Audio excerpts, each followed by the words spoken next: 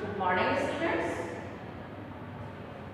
आशा करती हूँ कि इस महामारी के दौर में आप सभी अच्छे होंगे, अपना ध्यान रख रहे होंगे। जब तक वैक्सीन तैयार नहीं हो जाती बच्चों, आपको अपना ध्यान रखना है, ठीक है। सबको योगा व्यायाम भी करना है, अपना इम्यूनिटी पावर बढ़ाना है ना। इसी दौर में हम आगे बढ़ते हुए अब पढ़ाई की बात भी कर लेते हैं। हिंदी व्याकरण के अंदर हमने पहले वाक्य रचना पढ़ी थी। अब हम वाक्य रचना करते हैं तो उसकी क्या अशुद्धियाँ होती हैं। हम वाक्य बना तो लेते हैं, बोल भी लेते हैं, बोलचाल की भाषा में हम बोलते, सामने वाला बड़े समझ लेता है, लेकिन बच्चों वो वाक्य क्या शुद्ध है, इसका पता हमें व्याकरण के अध्ययन करने पर चलता है। हमने जब भाषा पढ़ी थी उसमें पढ़ा था व्याकरण एक बिंदु था। तो व्याकरण क्या है? व्याकरण हमें भाषा को शुद्ध बोलना, लिखना, पढ़ना, है ना, सिखाती है, वही व्याकरण है। अगर हमें व्याकरण का नॉलेज नहीं होगा तो बच्चों हम न तो लिंग के बारे में जान सकते हैं, न वचन, न कारक, न विभक्ति, है ना, न क्रिया, न विशेषण, न संज्ञा, न संज्ञा। ये सभी व्याकरण के बिंदु। तो आइए हम जो बोलचाल की भाषा बोलते हैं, जिनमें हम वाक्य बोलते हैं, उसमें हमारे द्वारा क्या क्या अशुद्धियाँ रह जाती है, कैसी कैसी अशुद्धि रह जाती है, उसके बारे में आज हम अध्ययन करेंगे। तो आपके व्याकरण में पाठ कक्षा 8 विषय हिंदी व्याकरण के अंदर पाठ 21 वाक्य रचना की अशुद्धि, उसके बारे में अध्ययन। तो जो सबसे पहले देखिए, पहला पॉइंट लिया उदाहरण, राहुल जाता है घर। वह व्यक्ति बहुत लंबी है, मोटी लड़की पढ़ रहा है। अब बच्चों क्या ये आपको वाक्य अटपटे से लग रहे हैं या एकदम सही लग रहे हैं? राहुल जाता है घर, तो हमें क्या अर्थ स्पष्ट नहीं हुआ, है ना। अगर हम शुद्ध प्रयोग करेंगे, चाहे लिंग हो, वचन हो, क्रम, पदोन्नति, क्रिया, है ना, पुनरुक्ति, सबका अगर हम सही सही प्रयोग करेंगे तो हमें अर्थ की स्पष्टता हो जाएगी। तो राहुल जाता है घर, इसका क्रम गलत है, हम क्या लिखेंगे?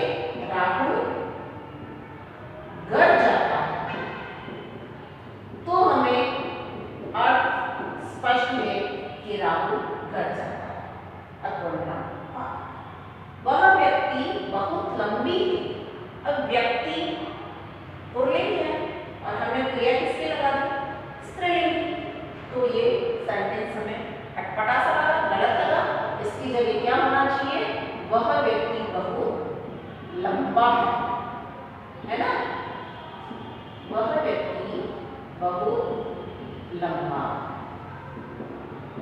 इसी प्रकार नेक्स्ट, मोटी लड़की पढ़ रहा है।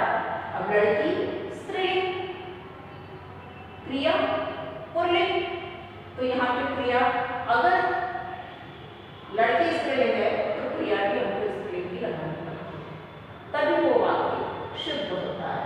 तो मोटी लड़की पढ़ रही है ना,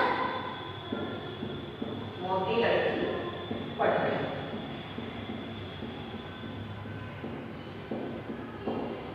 ये है आपका शुद्ध रूप।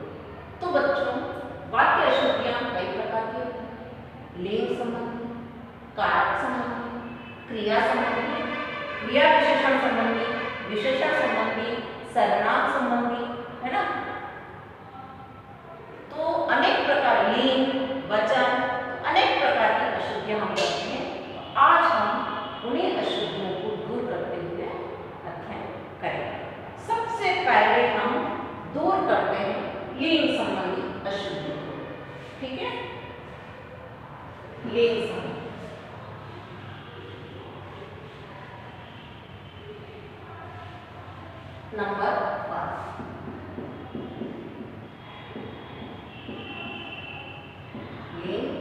संबंधी। ओके, अब लिंग संबंधी में अभी हमने उदाहरण तो देखे थे, फिर भी हम और उदाहरण ले लेते हैं। गौतम ने खाना खाया, ठीक है, गौतम ने खाना खाया। अब बेटा अगर आपका कर्म पुल्लिंग में होगा तो क्रिया भी पुल्लिंग में। ये आपका यानी अगर कई बार क्या होता है कि कर्म के अनुसार भी क्रिया लगती है और कई बार कर्ता के अनुसार भी क्रिया लगती है। तो गौतम ने खाना खाया, यहाँ पर शुद्ध रूप होगा गौतम ने खाना खाया। शुद्ध क्या होगा इसका? गौतम ने खाना खाया। हाँ, यहाँ पर अगर रोटी लिखती मैं तो गौतम ने रोटी खाई, फिर खाया नहीं होता। ओके, ये इसका शुद्ध रूप है। दूसरा सेंटेंस हम लेते हैं, तो सागर और दिव्या आए। सागर और दिव्या आया। तो बच्चों इसमें देखिए सागर और दिव्या आए, हमें वचन बदलना है क्योंकि सागर और दिव्या एक से अधिक है। एक अगर सिर्फ सागर होता तो मैं यहाँ बोलती सागर आए, लेकिन सागर और दिव्या एक से अधिक है तो हम यहाँ पर क्या कर देंगे? सागर और दिव्या आए।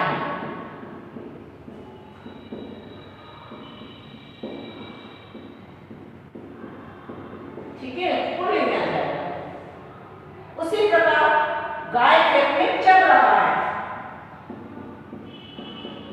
गाय खेत में चल रहा है। अब बच्चों गाय क्या है? स्त्री, तो क्रिया किसके अकॉर्डिंग? गाय के अकॉर्डिंग चल रही है। गाय खेत में चल रही है। ओके, आया समझ? ये हमने पढ़ी थी लिंग संबंधी। अब हम पढ़ेंगे वचन संबंधी। दूसरा हम पढ़ते हैं वचन संबंधी।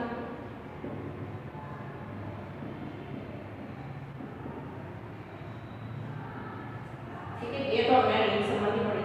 अब हम पढ़ेंगे वचन संबंधी अशुद्धि। इसके अंदर भी सेंटेंस ले लो। मंदिर में सबने हाथ जोड़ा। नंबर 1, मंदिर में सबने हाथ जोड़ा।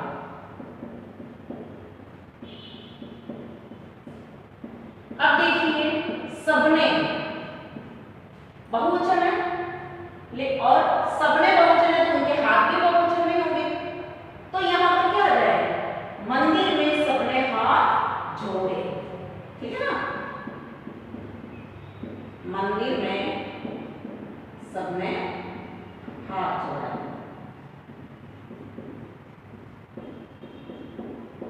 यानी अगर बहुवचन है तो क्रिया भी बहुवचन की होगी, एक वचन है तो क्रिया भी एक वचन की होगी। ये हमें ध्यान रखना है। मेरा पिताजी आ गया।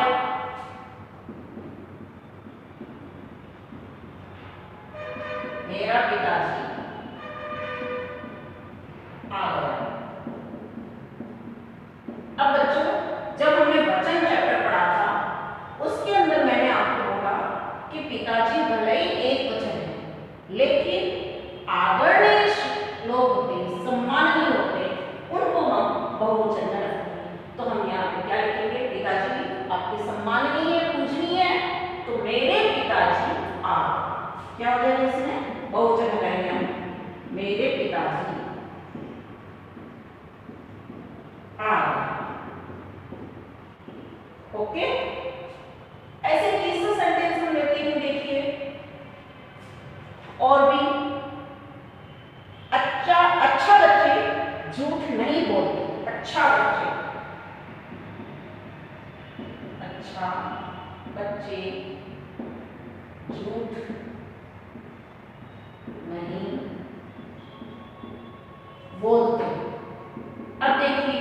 क्या ये सेंटेंस सही लग रहा है? बोल रहे अच्छा बच्ची, अच्छा क्या एक वचन, तो यहाँ पर हम क्या करते हैं बच्चा, अच्छा बच्चा। फिर झूठ नहीं बोलता, अगर हम एक वचन करते तो अच्छा बच्चा झूठ नहीं बोलता, लेकिन अगर अच्छा बच्चे झूठ नहीं बोलते, ये इतना पूरा बहुवचन का है तो हम अच्छा को बहुवचन कर देते, तो अच्छे बच्चे झूठ नहीं बोलते, है ना? अच्छे बच्चे झूठ नहीं बोलते। ये आपका वचन संबंधी हो गया, यानी एक वचन में है करता तो क्रिया भी एक वचन की, बहुवचन है तो क्रिया भी बहुवचन है। अब हम तीसरा पढ़ते हैं पुनरुक्ति दोष, यानी रिपीट। एक ही शब्द की आवृत्ति, चाहे वही शब्द ना हो लेकिन उसका मीनिंग अगर वही होता है उसको हम कहते हैं पुनरुक्ति दोष, है ना? तो यहाँ पे आ जाएगा नंबर 3 पुनरुक्ति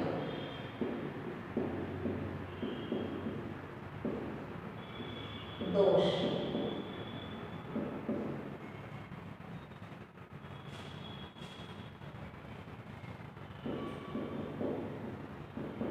के फिर देखिए पुनरुक्ति दोष संबंधी, देखो इसके अंदर जैसे अनम मेरी परम प्रिय स्नेही है, नंबर 1 अनम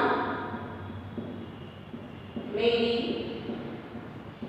परम प्रिय स्नेही। अब देखिए परम प्रिय भी आ रहा है और स्नेही भी आ रहा है। परम प्रिय मतलब स्नेही हुआ और स्नेही मतलब परम प्रिय हुआ, तो दोनों में से हमको एक लेना होगा, न कि दोनों लेना होगा। तो हम इसमें लिखेंगे अनम मेरी परम प्रिय, ठीक है? अनम मेरी परम प्रिय, ओके?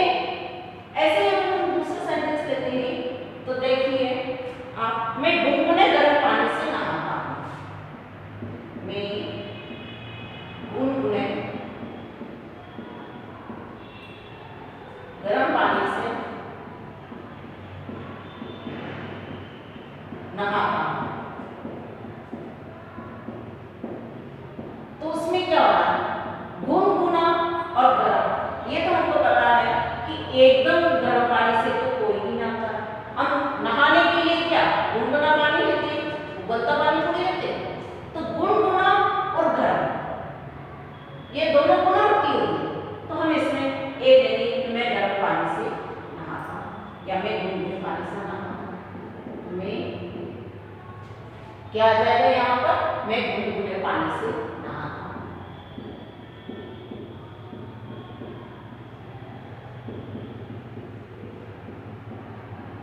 नहाता हूं, ओके? ये आपका कौन सा संबंधी है? पुनरुक्ति दोष संबंधी।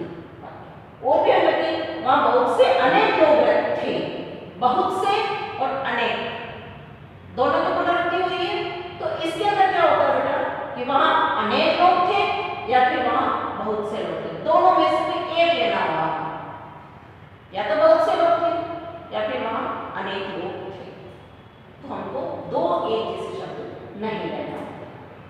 चौथा है क्रम संबंधी, नंबर चौथा क्या रहेगा? क्रम संबंधी। क्रम उल्टा सीधा क्रम होता है तो वो भी दोष है, हमको सही क्रम में लेंगे तो अर्थ की स्पष्टता होगी। देखिए पत्र यह किसने लिखा? पत्र यह किसने लिखा? अब बेटिया इसमें देखिए पहले पत्र लिखेंगे या यह लिखेंगे, तो इसका क्रम हम सही करेंगे, तो यह पत्र किसने लिखा? यह पत्र किसने लिखा? क्वेश्चन है इसलिए हम क्वेश्चन मार्क लगाएंगे, उसमें अर्थ स्पष्ट होगा, इसमें अर्थ स्पष्ट नहीं होगा। और भी लेते हैं, बेटा है वह मेरा, बेटा है वह मेरा। अब बोलने में बड़ा अजीब सा लगा, बेटा है वह मेरा, हम क्या कर देंगे, वह मेरा बेटा है, वह मेरा बेटा है। ओके, तो ये क्रम संबंधी दोष है। और भी हम बोलेंगे तो एक फूलों की माला को, अब ये बड़ा अजीब सा लगता है, जैसे एक फूलों की माला को,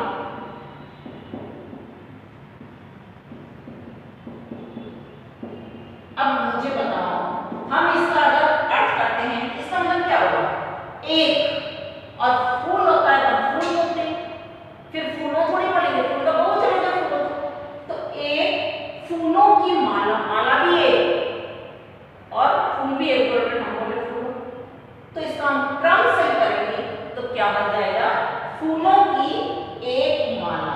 क्या बन जाएगा इसका, फूलों की एक माला। तो ये आपका सही है, ठीक है ना, ये आपका क्रम संबंधी दोष। अब हम नंबर 5 पढ़ेंगे, सर्वनाम संबंधी प्रश्न।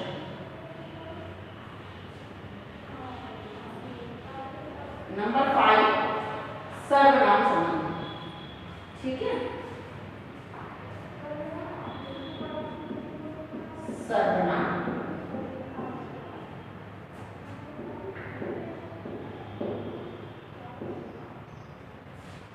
अब सर्वनाम तो आपने पढ़ा ही होगा, आपको सबको मालूम होगा सर्वनाम क्या होते हैं, संज्ञा के स्थान पर नाम आते हैं वो शब्द, यह वह मैं तुम हम उन्होंने उसने, ये सर्वनाम है। तो सर्वनाम संबंधी दोष भी देखिए, जैसे मेरे को पढ़ना है, मेरे को पढ़ना है, तो बेटा मेरे को सही शब्द नहीं है, हम इसकी जगह क्या लिखेंगे, मुझे पढ़ना है, मुझे पढ़ना, ये आपका सही हो। और भी देख लेते हैं हम, तुम तुम्हारा काम करो, तुम तुम्हारा काम करो,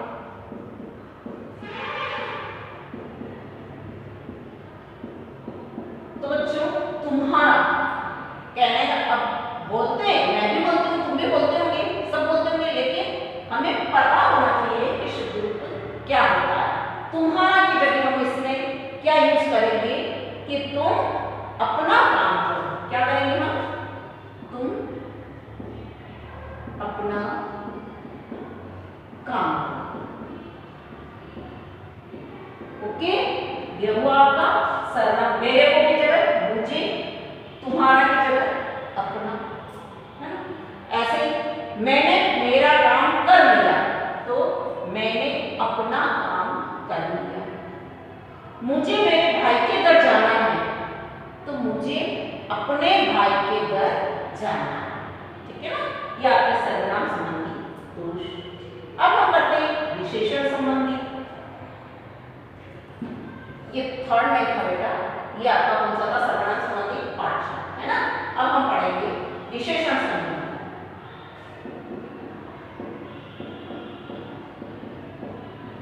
विशेषण संबंधी दोष,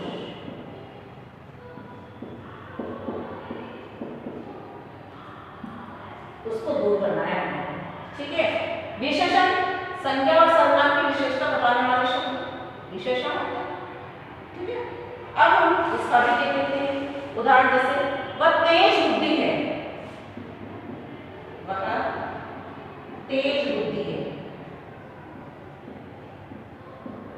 अब देखिए बुद्धि के आगे विशेषण क्या लग रहा है, तेज, लेकिन ये बुद्धि के आगे तेज शब्द सही नहीं है, तो बुद्धि के लिए हम कौन सा विशेषण प्रयोग कर सकते हैं, वह कुशाग्र बुद्धि है।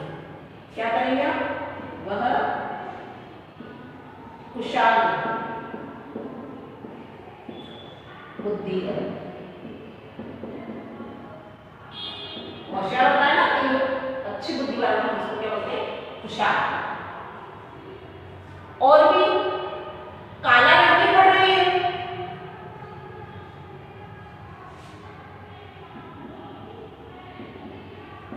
काला लड़की।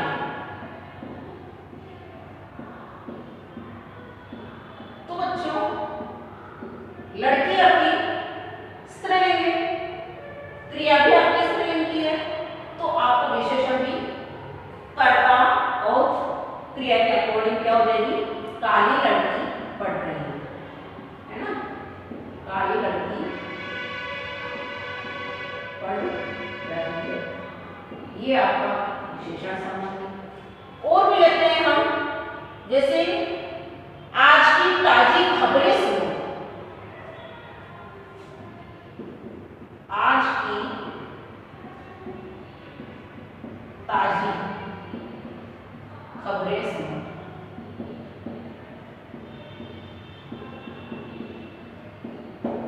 तो बेटा इसका क्या बनेगा, आज की ताजी खबरें सुनो, तो आज की ताजा खबरें सुनो, क्या आ जाएगा, खबर है, तो आज की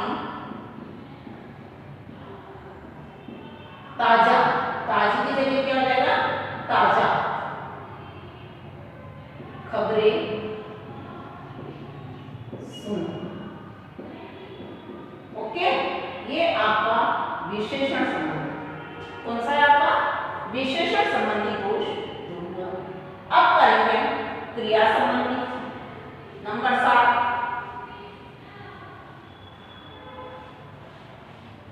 जितनी भी हमारी व्याकरण का जो पोर्शन है उसकी अशुद्धि दूर करना वाक्य रचना में, ठीक है।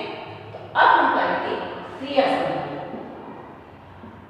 क्रिया क्या होती है, कार्य के कैसे किया जा रहा है, कार्य के करने का बोध, वो है आपकी क्रिया, जिसको हम धातु भी बोलते हैं, वर्ब बोलते हैं, है ना। जैसे तुम जल्दी से कपड़े डाल लो, अगे क्रिया, तुम जल्दी से कपड़े डालो। अब कई बार तो क्या होता है ना, क्षेत्रीय भाषा के अकॉर्डिंग में, यानी जिस क्षेत्र में जैसा बोला जाता है उसके अकॉर्डिंग बोल जाते हैं और समझ जाते हैं घर परिवार की भाषा। लेकिन यदि हम व्याकरण की दृष्टि से देखें तो ये सेंटेंस आपका शुद्ध नहीं। हम इसकी जगह क्या बोलेंगे, तुम जल्दी से कपड़े पहन लो। क्या बोलेंगे, तुम जल्दी से कपड़े पहन लो, ये बोलेंगे। नंबर 2 और भी उदाहरण ले सकते हैं हम, जैसे मेरे पास काली पेन थी, मेरे पास काली पेन थी।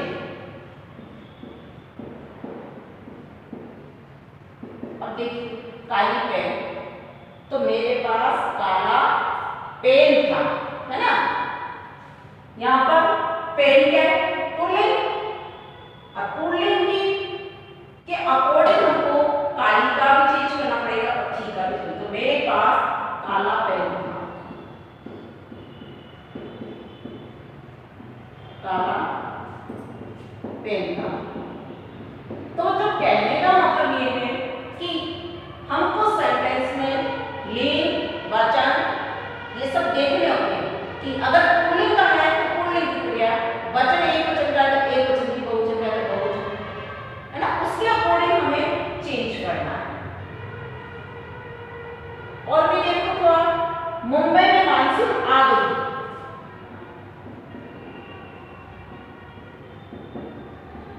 मुंबई में मानसून आ गई। अब मानसून क्या है आपका, पुल्लिंग, तो मुंबई में मानसून आ गया। क्या बोलेंगे हम, मुंबई में मानसून आ गया। तो आपका सेंटेंस ये सब होगा, पुल्लिंग का फॉर्म हमने किया चेंज। अब हम करते हैं क्रिया विशेषण संबंधी।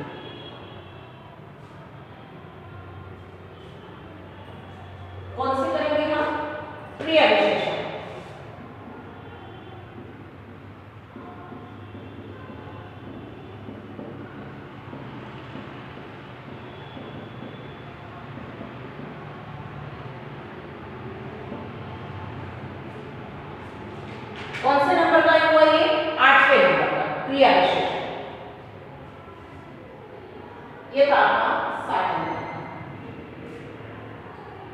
विशेषण क्या होता है? संज्ञा और सर्वनाम की विशेषता बताता है वो विशेषण। और क्रिया विशेषण क्या होता है? जो क्रिया की विशेषता बताता है वो है आपका क्रिया विशेषण।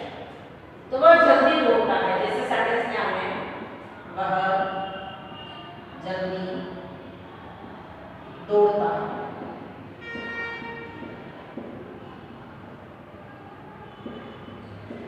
अब दौड़ना कैसे होता है? हम दौड़ते तो जल्दी नहीं दौड़ते, है ना?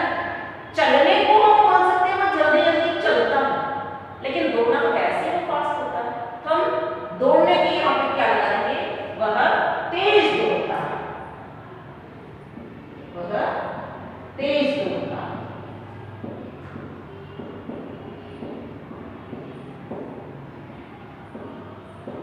तो आपका ये सेंटेंस सही होगा। किसमें? क्रिया विशेषण। और भी सेंटेंस हम कहते हैं जैसे वह बहुत बड़ी चालाक है, वह बहुत बड़ी चालाक।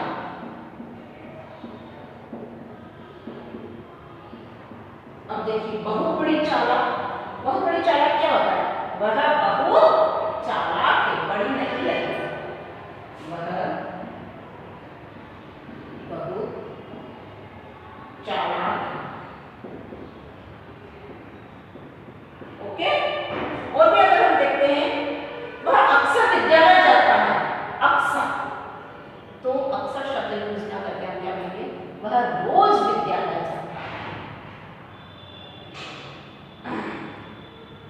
देश में सर्वत्र शांति व्याप्त है, देश में सर्वत्र शांति व्याप्त है। तो सर्वस्व की जगह नहीं बेटा, देश में सर्वत्र यानी सभी जगह शांति व्याप्त है, सर्वस्व नहीं है। ओके। अब लेंगे हम कारकी संबंध। कार लंबा वाला क्या लेंगे हम? कारकी संबंध यानी कार वाला।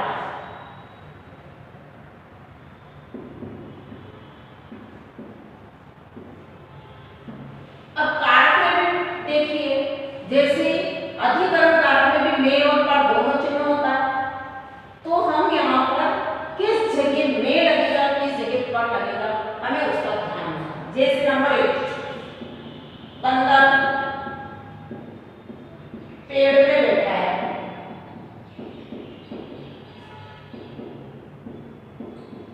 अब यहाँ देखिए में और पर दोनों चिन्ह होता है, तो पेड़ में मतलब पेड़ के अंदर बैठा है, पेड़ के अंदर थोड़ी बैठा है, तो क्या लगेंगे?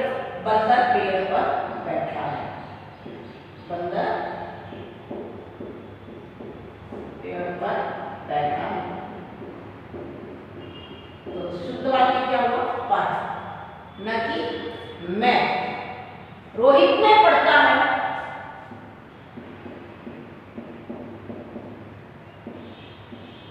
रोहित ने पढ़ता है। अब है ये करता है, लेकिन जरूरी नहीं कि आपको ने चिन्ह लगाना। यहाँ शुद्ध क्या होगा? रोहित पढ़ता है।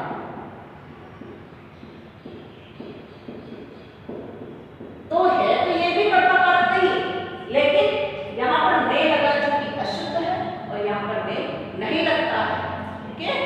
परसत लगाना यहाँ पर आवश्यक नहीं। स्टेशन में गाड़ी आ गई, अब गाड़ी स्टेशन में थोड़ी आती है, स्टेशन पर गाड़ी आ गई। पेड़ को पत्ते गिरते हैं, अब यहाँ पे जैसे पेड़ को पत्ते गिरते हैं,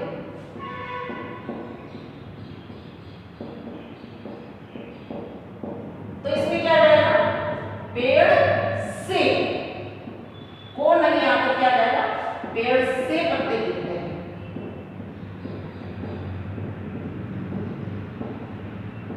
ओके।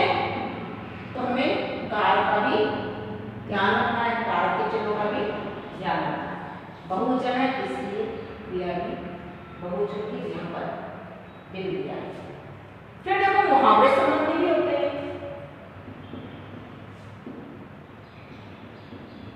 मुहावरे संबंधी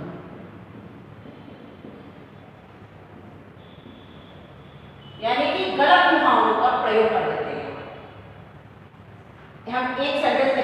गए थे यहाँ से, तुमने शत्रु को लोहे से चने चढ़ाया।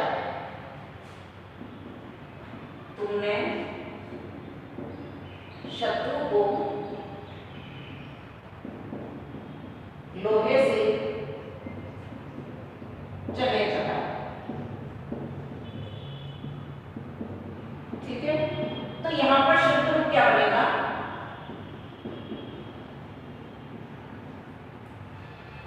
लोहे से, तुमने शत्रु को लोहे के चने चढ़ाया, है ना, तो लोहे के चने चढ़ाया। तुमने शत्रु को लोहे के चने चढ़ाया। तो ये आपका मुहावरे संबंधी श्रुति। लोहे से चने थोड़ी चबाते, लोहे के चने चबाते। अमीर लोग गरीबों का गला घोंट रहे हैं, गला घोंटना मारना, और जबकि शुद्ध रूप क्या होगा? अमीर लोग गरीबों का गला काट रहे हैं, है ना, गला काट। तो ये आपका मुहावरे संबंधी दोष है। तो बच्चों, मैं आपको यही कहना चाहती हूँ, जब भी हम बोले, जो भी बातें हम बोले, तो हमें लिंग, वचन, क्रिया विशेषण, क्रिया विशेषण, कारक, है ना, मुहावरा प्रयोग है तो मुहावरे संबंधी, उसको सही उपयोग करना चाहिए, तभी हम वाक्य को स्पष्ट रूप से समझ पाए और सामने वाले को भी समझा पाए। ओके, आपको जो भी वर्क देंगे बेटा, वो आपको प्रॉपर्ली अपने कॉपी में पॉजिटिवली करना है। ठीक है, जितना भी वर्क दिया जाता है आपको वो करना है, और जो नहीं